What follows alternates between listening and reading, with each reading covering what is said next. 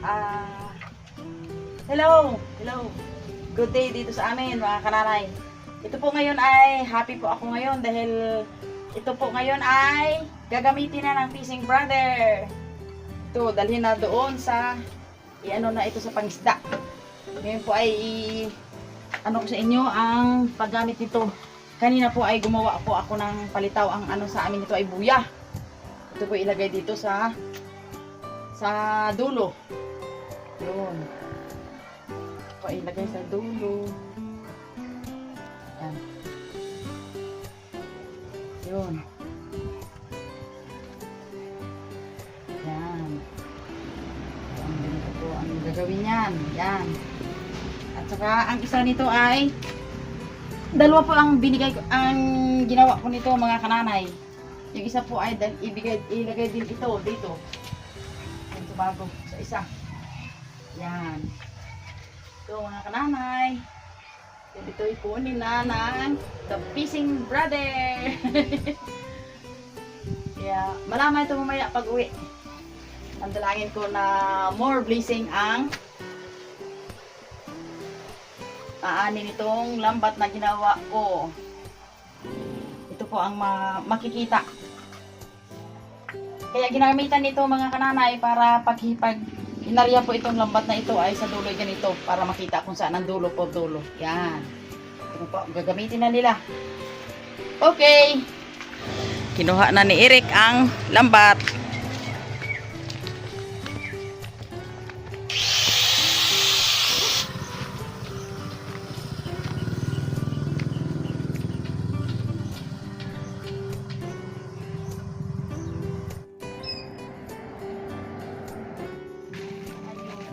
Hello mga kananay, dito na po yung nagpanlambat na mga pamilya ko, yung mga fishing brother.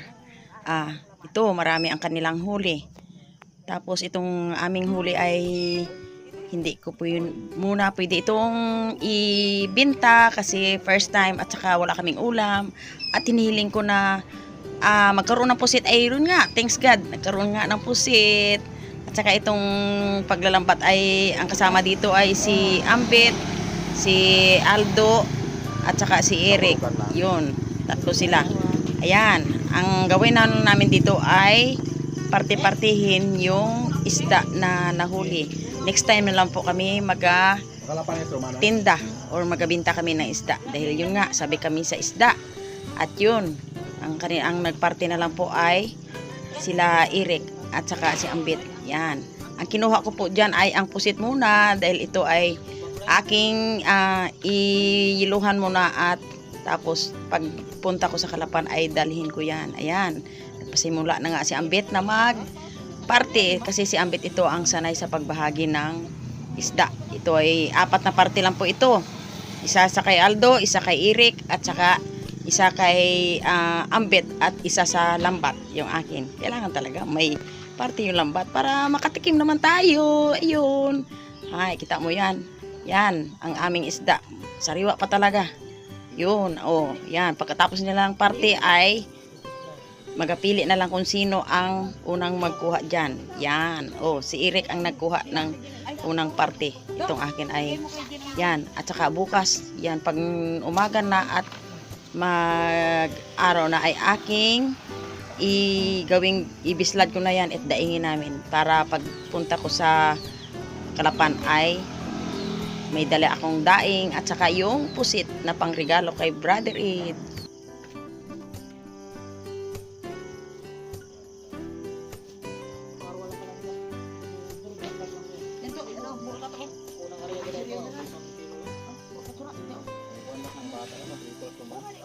Butay lang ako.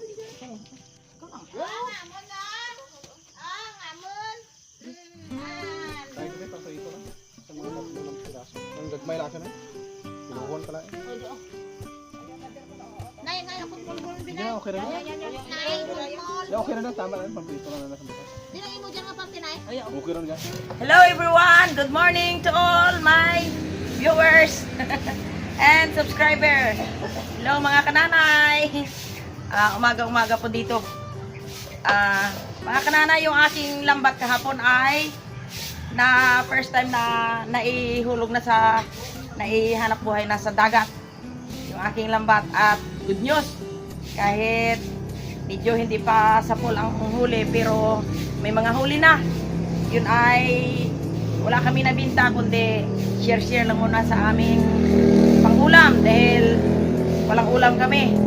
Pero ang maganda nito ay yung inaasam-asam ko na makahuli ng pusit ay nakahuli nga. Teka, tingnan natin ang pusit. Agoy. Ito mga kananay, kagabi kasi gabi na sila dumating. At ito po ang pusit. Yun. Ay mga kananay, ang pusit po yung tunay na pusit or squid. Ito, mga kananay, oh. Yan. Ilang piraso. Yun. Pusit. Fresh na fresh ang pusit. Yun. Another squid. Yun. Saka ito, mga kananay. Ito, yun. Bali, 4. Bali, 5 po ito. Ang isa ay minabigyan kaming anak ko. Ito po, mga kananay, ay iluhan ko lang at saka mga ilang araw ay mabiyahe na po ako papunta kay Brother Ed sa Kalapan. At ito'y pasalubong ko sa kanya. Ito ang pusit. Ano ko muna, i-rep ko muna ito. Yun. Okay, lagay ko muna ito sa ice cheese. At another one mga kananay ay may isda. Ito, danggit. Ang gawin ko po ito mga kananay ay ipatuyo ko or bislarin. Yun. Ito, sa amin ito ay samaral or pitong yata. Ito po mga kananay ay bislarin ko at dalhin kay Brother Ed.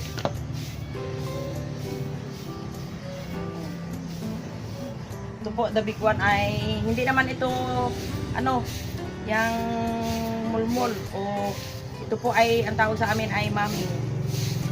Yan. Yun. Yun. Saka ito ay pitilya sa amin tawagin kanoping. So, of course today, ito po ay bislarin ko muna. Yun. Bago po ako magbislad ay hasain ko muna yung kutsilyo, knife na gagamitin ko dahil purol na para mabilis bislad.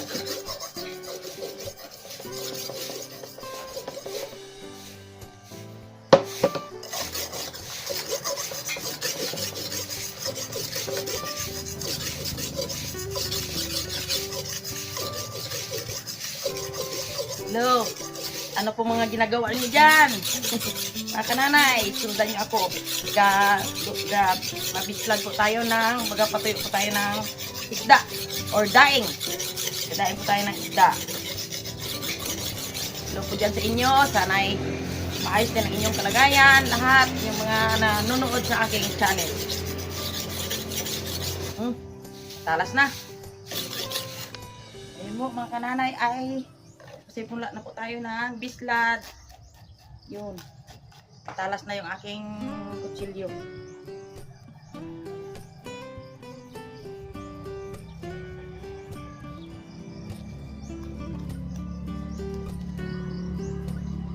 Buti nga mga kananay, yung bagyong Nika ay hindi nagdiretso sa amin. Nag-init dito sa amin.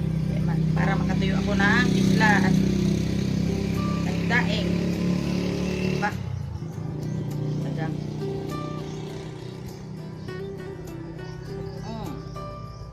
Matigas.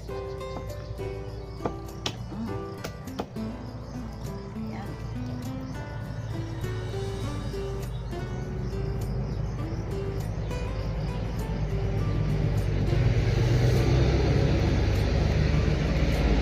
Yun na, mga nanay.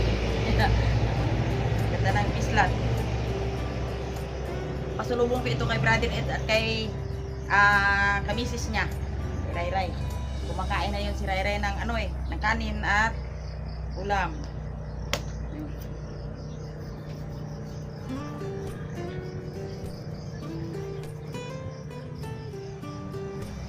Oh, di ba ang ganda? Ganda ng bislad.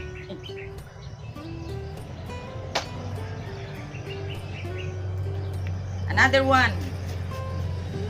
Ang tawag ito sa amin ay samaral.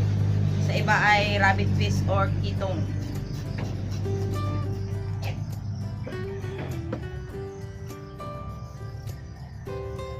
Sabi ko sa kay brother Ed ay pag first time na nailusong na sa dagat yung aking lambat ay unang hulog ay regaluhan siya. Thanks God at nakahuli ng pusit. Yun ang paborito nila.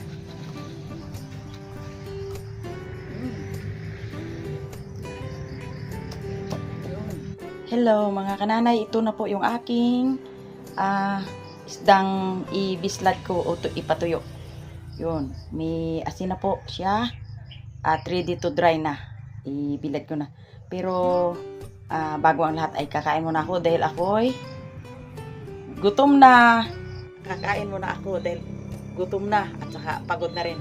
Ang mga kananay ay kaunting trabaho lang napapagod. Siguro dala na po yung mga nagatanda tayo. Ito na po yung aking umagahan. Kaunting pinirito at saka yung aking 3 pirasong cute na saging. Kain tayo! Salamatan natin yung kakainin ngayong umaga. Thank you Lord sa lahat ng pangako mo sa amin ng pagpapala. Saan mabusog po sa aking pagkain. In Jesus name. Amen. Kain po tayo. Itong ulam ko. Yun. Isang piritong manitis. At saka saging at kanin.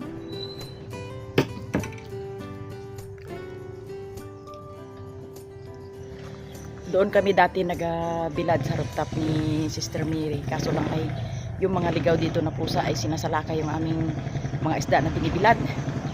Talagang hindi naman amin pusa. Kaso lang yun nga ay naisipan ko na sabi ko Sister Mary ay magawa sana tayo ng bilaran dito. Ay ngayon mabuti. Nalaman ko habang ako'y kumakain ay ginawa na niya ako ng bilaran yun. Ang aking bilaran.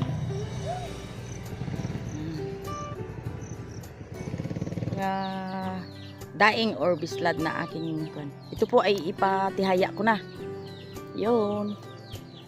Tuyo na yung ilalim. Yan.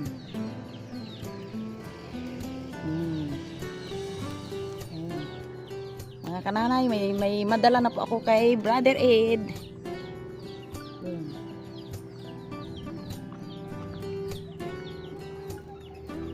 Yan ang anak kong kahit anong hirap ay sulong pa rin. Mabuhay lang kami. At saka itong anak na ito ay sobra ka maalalahanin sa akin. Kung ano man ang kanyang kinakain ay naalala niya ako at pinadalhan. Ganyan talaga mga anak. Yun.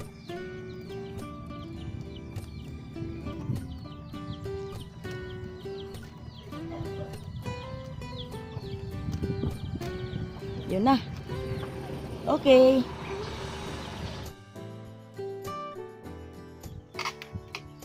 Patapos na yung bislad ko ng aking mga isda.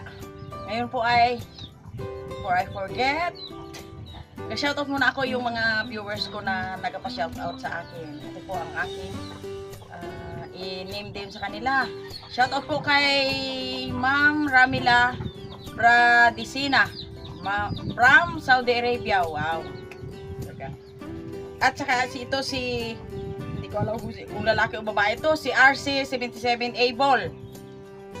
Tapos yung taga Madrid, Spain. Shoutout po dyan kay Nanay Duli from Madrid, Spain. Hello. Sana'y maayos kayo dyan at maayos ang kalasugan ninyo. Happy.